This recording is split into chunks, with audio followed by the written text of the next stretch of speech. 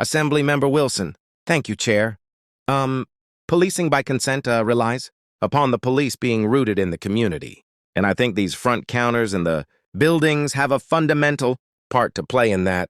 I've had more correspondence on this than any other issue since being elected to the Assembly last year, and I'm sure other members have had similar volume of correspondence. But I think that the response to this issue, shows in many ways exactly where some of your priorities really are.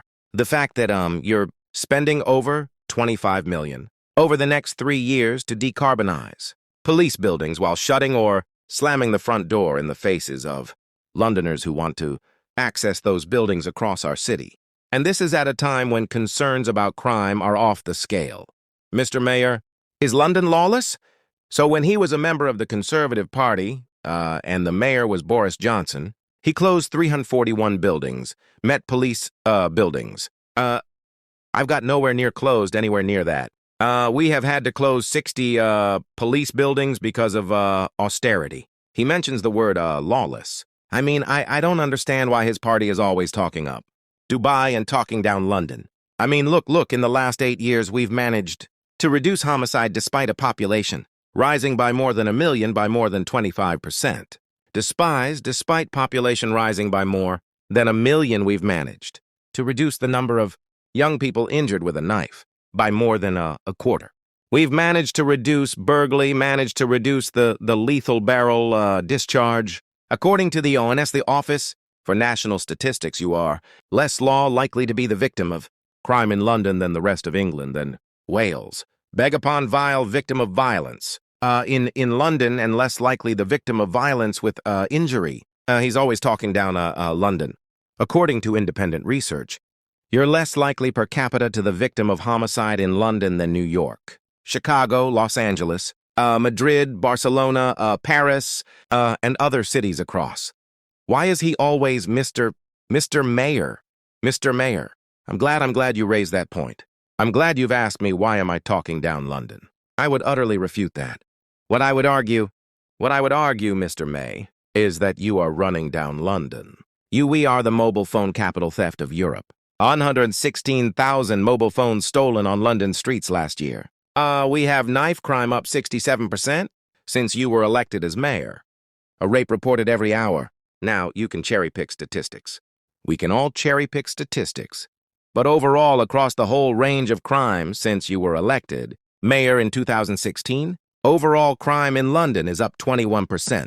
And we're seeing that at a time when, thanks to the decisions that you're making and the priorities that you're making, policing is in retreat. We're losing officers. We're losing police station front desks. We're losing control of our streets. That's why people are concerned about it. So that's why people are emailing me, and I'm sure they're emailing other assembly members, and I'm sure they're emailing you as well.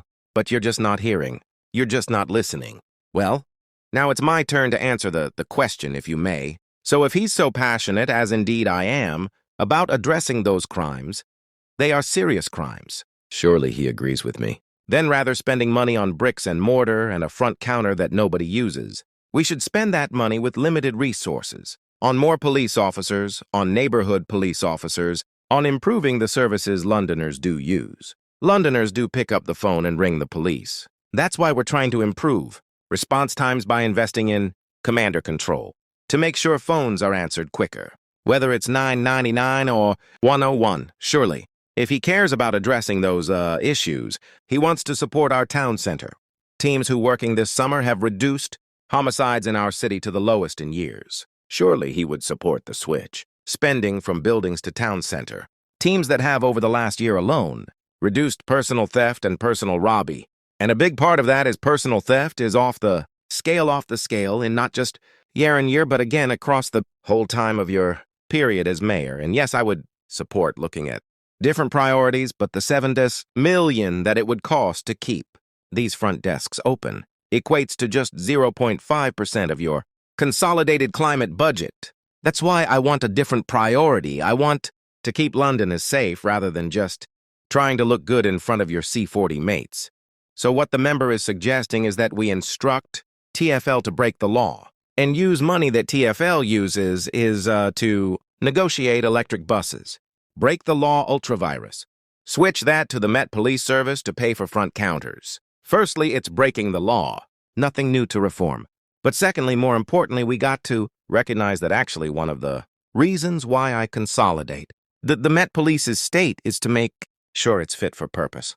Some of those buildings leak. What's the point in being fit for purpose if people can't access it? Can I come? Some of those buildings leak when it rains.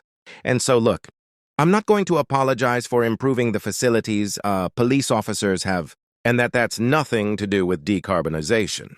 That's ordinary maintenance. It's the decarbonization point that I think is a waste of money. A wrong priority, and I would reallocate that into doing something useful with it. But it's extraordinary. We have record knife crime, record phone theft, theft from person, off the scale, shoplifting off the scale. And but back to the original question of the front counters, which was raised. So the meeting we had last month to discuss this. You were invited, but you didn't come. You sent your deputy to face the music rather than doing it yourself. So on that occasion, what did we have? We had silence from Sadiq. We heard an exchange earlier on to arrest a comedian for a joke. Again, yeah, you hide behind this Operation Independence. Can I finish? You hide behind Operation Independence every single time. Every single time. Silence from Sadiq. And on the tube strike this week, on the tube strikes. Okay, can we stop talking over each other? And you have got to give, if you're going to ask a question, give the time a response. On the tube strikes, Mr. May, there all you said is that TFL need to get around the table. You are TFL. You are the chair of TFL. So why the silence? People look to you for leadership and they are not getting it. You have silence from Sadiq yet again and yet again. Okay, you're now out of time. Let's move on to, I get a chance to respond? I forgot you ran out of time. I think badly managed time, you've almost like Susan. Actually, you've answered most of those points. London's mayor just got absolutely destroyed in a heated council meeting. And what he admitted about London's crime crisis will leave you speechless. What you're about to see is raw, unfiltered political drama that exposes the truth about London's safety crisis. Conservative Assembly member Andrew Wilson didn't just ask questions. He came with a sledgehammer of facts that left Mayor Sadiq Khan scrambling for answers. And if you want to see more, political confrontations that mainstream media tries to bury, smash that subscribe button right now. Picture this. London Assembly meeting, cameras rolling, and Wilson stands up with a folder full of damning statistics. This isn't your typical boring political theater. This is a man who's received more angry emails from constituents about crime than any other issue.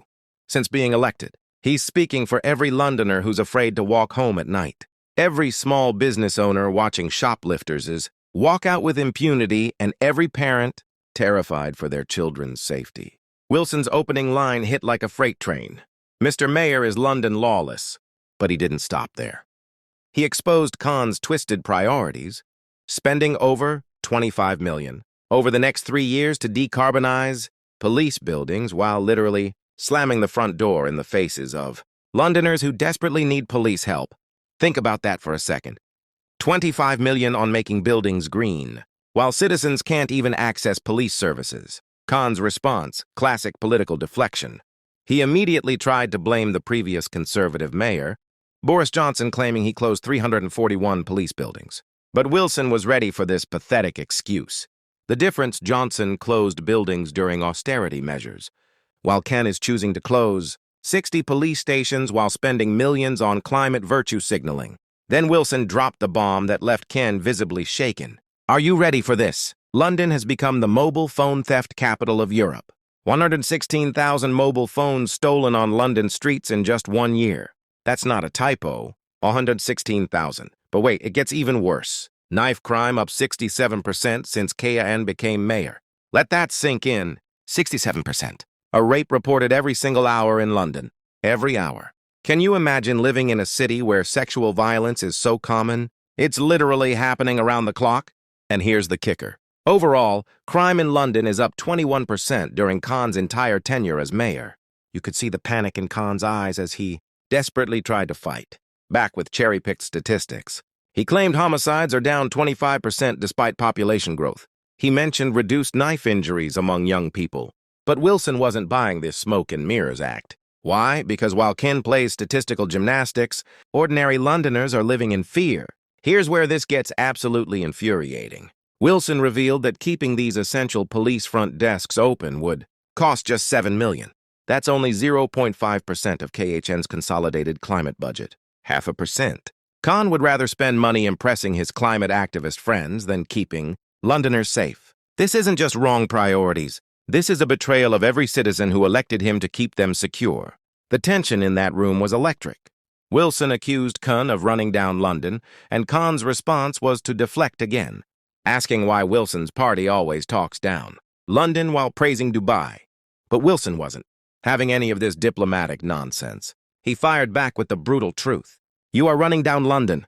Wilson delivered the knockout punch. Policing is in retreat. Think about those 3 words. Policing in retreat. We're losing police officers. We're losing police station front desks, and we're losing control of our streets. This isn't just Wilson's opinion. This is the reality that every Londoner emails him about daily. People are scared, and their mayor is more concerned about carbon emissions than criminal activity. Khan's response revealed everything wrong with his leadership.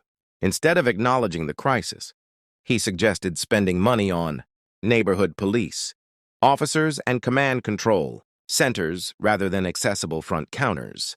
He claimed nobody uses these front counters, showing how completely out of touch he is with regular Londoners who need face-to-face police interaction.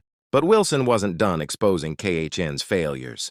He revealed that Khan didn't even show up to a crucial meeting about these closures last month. Instead, he sent his deputy to face the music. This is your mayor, London, hiding behind subordinates when tough questions need answering. Wilson called it exactly what it is. Silence from Sadiq. Every time Khan gets cornered about police failures, he hides behind operational independence like it's some magical shield. Wilson called out this cowardly tactic. You hide behind operational independence every single time, whether it's arresting comedians for jokes, handling tube strikes, or addressing crime waves. Khan's go-to move is playing invisible when leadership is needed most. Wilson's final devastating blow exposed the core problem. People look to you for leadership and they are not getting it. When the tube strikes hit London this week, what did Khan do? He said TfL needs to get around the table. But here's the kicker. Khan is the chair of TfL. He's literally telling himself to negotiate with himself while Londoners suffer. The most uncomfortable moment came when the chair tried to shut down Wilson for running out of time, and Khan desperately asked if he could respond. Even the meeting format seemed designed to protect Khan from facing the harsh reality of his failures. This isn't democracy. This is damage control. Here's what every Londoner needs to understand. Your mayor prioritizes climate optics over your safety. He spends millions on building decarbonization while criminals roam free. He closes police stations while crime sources. He hides from accountability, meetings while sending subordinates to face angry constituents. This isn't leadership. This is abandonment. This confrontation represents something much bigger than one heated meeting. It's about a city in crisis being led by someone more concerned with international climate summits than local crime prevention. It's about priorities so twisted that carbon footprints matter more than citizens' safety. It's about a mayor who campaigns on social justice while presiding over record levels of violence against the most vulnerable. This is exactly why we need fearless politicians like Andrew Wilson who are willing to speak truth to power. The mainstream media won't show you confrontations like this because they're too busy protecting their political favorites. But the truth has a way of coming out, and today you witnessed it firsthand. What do you think? Is Sadiq Khan failing London, or is Wilson just playing politics? More importantly, do you feel safe in London under Ken's leadership? Drop your honest thoughts in the comments below. Share this video with everyone who cares about London's future. And if you want more unfiltered political truth that the establishment desperately wants to hide, subscribe and hit that notification bell. Because accountability doesn't happen by accident. It happens when citizens demand